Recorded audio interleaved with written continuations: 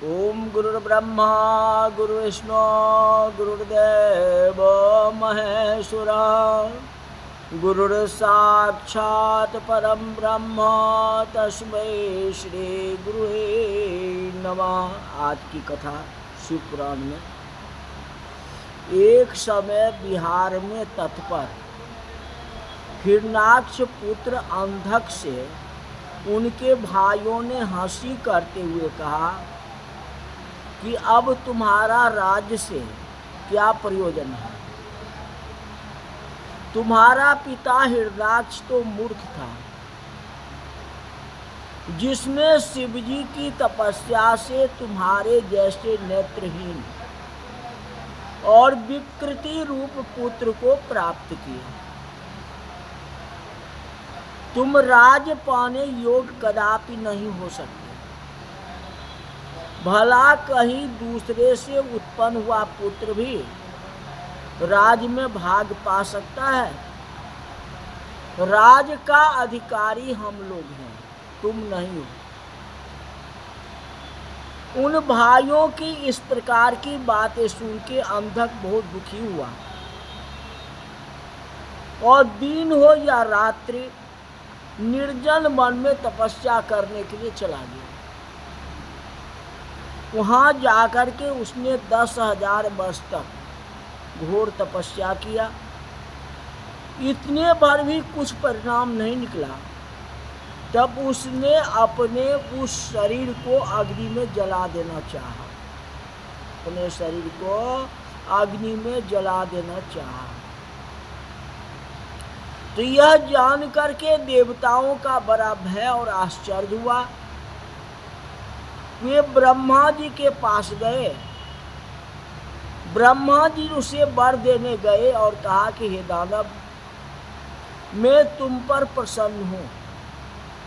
जो वर मांगना है मुझसे मांग लो। उसने कहा, मैं निष्ठुर भाइयों ने मेरा राज छीन लिया है, अतः मैं प्रहलाद इत्यादि सब मेरे भृत्य हो जाए। तो मेरा राज छीन लिया है तो भाई से मतलब क्या हुआ। और मेरे नैनों में दिव्य ज्योति आ जाए। उसने कहा, जब मेरे निष्ठुर भाई ने मेरा राज छीन लिया है, अतः प्रहलाद आदि सब हमारे मित्र हो जाए, भाई जैसा व्यवहार करे, ये मतलब। और मेरे नयनों में दिव्य ज्योत आ जाए, कोई मुझे मार न सके, चाहे वह नारायण हो या सर्व में शंकर ही क्यों न हो।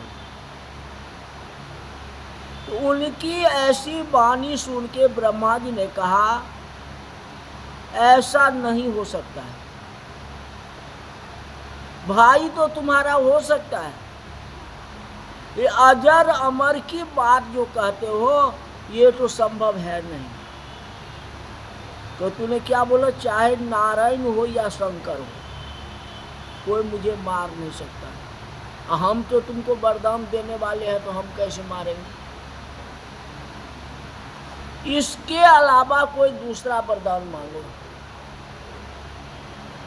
तो उसने कहा, जे उक्त कहे हुए सब वरों में और सब वर तो मुझे प्राप्त होए ही। भाई अपना हो जाए, धन संपत्ति हो जाए, सब कुछ हो जाए, ये तो होना ही है। परंतु शंकर को छोड़ करके मुझे कोई नहीं मार सकता। अब ब्रह्मा जी ने तथास्तु कह दिया। दूसरी भावना है जो हम तो शिव जी के पुत्र हैं। यहाँ तो भाई तो वही बतलाया है ना। तो पुत्र को बाप कैसे मार सकता है, पिता कैसे मार सकता है। तो शिव जी तो मुझे मारेंगे ही नहीं। इसलिए कहा, शिव जी के अलावा हमें कोई नहीं मारे। ब्रह्मा जी कहा, ऐसा ही होगा। अब उसका शरीर स्वस्थ हो गया। और तप आसन से उठ करके अपने घर आया और प्रहलाद आदि सभी दैत्य उसके मित्र हो गए। इतना बड़ा तपस्या करके आया है। वह मद अंध में दुष्टों के साथ करने लगा। सब तो ठीक है, अब कुसंग करने लगा, दुष्टों के साथ रहने लगा। उसने अपने सभी मुख पुत्र को भी तिरस्कार कर दिया, अब वैदिक धर्म को नाश कर दिया। करोड़ों वर्ष तक उसने ऐसा ही वेद, गुरु, ब्राह्मण और देवता विरोधी राज्य किया। करोड़ का महत्व होता है, इतना नहीं तक राज्य। धन को मद अंधता में उसने कुमार्गी बना दिया। तो एक समय जब वह अपनी सेना ले मंदराचल पर्वत पर जाके एक महल बना के वहां कुछ दिन के लिए ठहरा, तो एक दिन उसके मंत्रियों ने आकर के उससे कहा, हे जटाजूटधारी, त्रिशूलधारी, एक पुरुष बैठा हुआ है जिसके पास सर्वांग सुंदरी स्त्री है। अब वह भी कहा कि आप चल करके उन्हें देख लीजिए। कहते धन की मदांधता से कुमार्गी बना दी। तो एक समय वह अपनी सेना लेकर के मंदराचल पर्वत पर जाकर के एक महल बना के वहां कुछ दिन के लिए ठहर गया। एक दिन उसके मंत्रियों ने आकर के उनसे कहा, ये आपका राजपाट सब कुछ ठीक है, यहाँ का निवास स्थान भी आपके लायक है, लेकिन जटाजूटधारी, त्रिशूलधारी एक यहाँ पुरुष बैठा हुआ है आप ही की यही इस पर्वत के ऊपर में, जिसके पास एक सुंदरी स्त्री भी है। यह भी कहा कि आप चल के उनको देख लीजिए, हम लोग तो देख करके आए ही हैं, आप भी चल करके देख लीजिए। लेकिन अंधक ने अपने मंत्रियों को भेज दिया, अपने खुद ने गया, मंत्रियों को भेज दिया। दैत्यराज ने अंधक की आज्ञा को शिरोधार्य करके उनके दुर्योधन, वैधस और हस्ती नाम के मंत्रियों ने गुफा में बैठे हुए शिवजी के पास जाकर के उनके रूप आदि का अनेक प्रकार से हास करने लगे, मजाक करने लगे। कौन? दूत। उनकी प्रिय भारजा जगत माता को दैत्य के लिए मांगना आरंभ कर दिया। यह स्त्री जो है आपके लायक है नहीं, यह भारजा आपके लायक नहीं है, ये हमारे दैत्य महाराज को दे दो। यह सुनकर के शिवजी हंसने लगे और कहा, अरे दुष्टों, मेरे तो कोई माता पिता भी नहीं है और न किसी से कोई वैसा संबंध है, फिर भी मैं चराचर का स्वामी यहाँ गुप्त रह करके अपना एक पशुपत व्रत समाप्त कर रहा हूँ, पशुपत व्रत समाप्त कर रहा हूँ, इसलिए मैं यहाँ आया हूँ। वह सर्वव्यापिनी सिद्ध रूपा मेरी स्त्री है और इसमें सब कुछ सहन करने की योग्यता है, सहनशील है। जो उचित हो इससे मांगो, मैं तो दे नहीं सकता क्योंकि मैं तपस्या करने के लिए आया हूँ, इससे मांग लो जो आपकी इच्छा हो। तो दूत अंधक के पास लौट आए और जो कुछ शिवजी ने कहा था वह सब कह सुनाया। ये कहते इस स्त्री से मांग लो, हम लोग को जवाब यही दिए। वह तपस्वी ने ये सुन के दैत्य को क्रोध आया। अब वह मदिरा पान करके नेत्र को घुमाता हुआ हाथी के समान गति वाला अंधक अपनी सेना को लेकर के चला, जहां शिव के वीरों ने गुफा का मार्ग अवरुद्ध करके रखा था। परंतु उनको गनों की मार खाता और शरीर से पीड़ित होता हुआ कामाग्नि से दग्ध अंधक आगे बढ़ गया। ये देखता है कि हमारे सेना को, हमारे मंत्रियों को मार पड़ रही है, अपमानित हो रहा है, सब कुछ हो रहा है, ये सारे सब कुछ देख रहे हैं। एक आंख मूंद लिए कि हमारे सैनिक का कुछ भी हो जाए, हमारे सेनापति का कुछ भी हो जाए,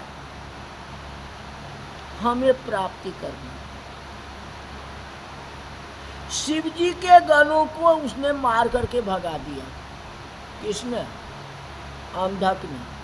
क्यों? अंधक जब शिव जी से मिलने के आए तो गण सारे हो गए कि नहीं जाना है वहां तक तो मत जाओ, तो उसको भी मार करके भगा दिए। मतलब कि बहुत बड़ा भयानक युद्ध हुआ। कितने रुंड नाचने लगे, मेद मांस चर्बी पी के गीदड़ आनंद करने लगे, रुधिर की कीच मच गई, गिरधगण उत्सव मनाने लगे।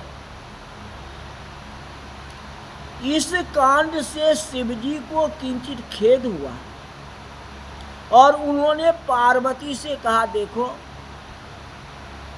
यह संसार की क्या विलक्षणता है कि स्त्री के प्रसंग से कभी कभी स्वजन और अपने से भी इस प्रकार युद्ध करना पड़ता है।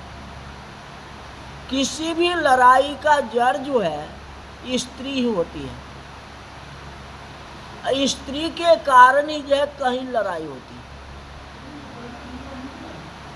राम रावण का युद्ध स्त्रियों के कारण हुआ, महाभारत का युद्ध स्त्रियों के कारण हुआ, और अंधक का शिव जी का आज युद्ध होगा, ये भी स्त्री के कारण हुआ। शुंभ और निशुंभ का युद्ध स्त्री के कारण। कहाँ तो मैं यहाँ पशुपत व्रत पूर्ण करने आया था, पशुपत व्रत पूर्ण नहीं। इतना काल हमारे गणों लड़ रहे थे, हमारे कितने गणों का नाश हो गया, कितने दैत्य दानव नष्ट हो गए। हम व्रत लेकर के यहाँ बैठे हुए हैं। ये लगता है ये व्रत पूरा नहीं होगा। कहते पार्वती आओ, किसी दूसरे वन को चले जाए, यहाँ हमारा तपस्या पूर्ण नहीं होगा, इसलिए दूसरे वन को चले। पार्वती से ऐसा कहते हुए शंकर जी वहां से उठकर खड़े हुए और दूसरे वन में जाने लगे। इस बार पार्वती उनके साथ न थी। जब शंकर भगवान दूसरे बन गए हैं, यहाँ पार्वती साथ में नहीं है। शंकर जी की प्रतीक्षा में वे मंदराचल पर्वत पर भी स्थित रहे।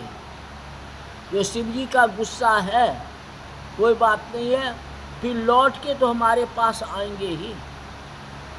मंदराचल पर्वत पर स्थित रही, उनकी प्रतीक्षा करती है।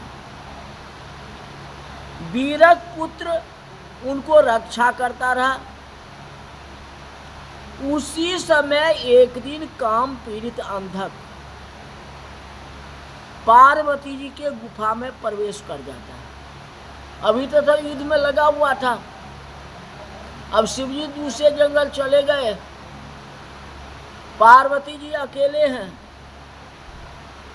अंधक युद्ध करते करते वहां पहुंचे। कहते 505 रात दिन उसने खाना पीना और निद्रा को त्याग दिया और 100 सैन्य वीरक के साथ युद्ध किया। शास्त्रों को बड़ा भयानक शस्त्रों का भयानक प्रयोग हुआ। संपूर्ण दैत्य ने वीरक को घेर लिया तो पार्वती जी ने एकाग्रचित्त होकर ब्रह्मा विष्णु इंद्रादि सभी देवता और वीरों का स्मरण किया कि इस अवसर में हमें क्या करना चाहिए। अंधक तो जैसा अंधा है वो अंधा ही है, और थोड़ा सुमति हुआ तो भी जो है अब धर्म को छोड़कर विकर्म में जा रहा है। इतना तपस्या किया, ब्रह्मा जी ने इतनी बड़ी वरदान दिए तो भी ये दूसरे रास्ते से चल रहा है। इसका परिणाम क्या होगा? अब ब्रह्मा इत्यादि देवी देवताओं से पूछते, मतलब स्मरण करके पूछते हैं। अब इसका रिजल्ट क्या होगा ये कथा कल बताएंगे। आज की कथा यही तक रही। वो शंकर भगवान की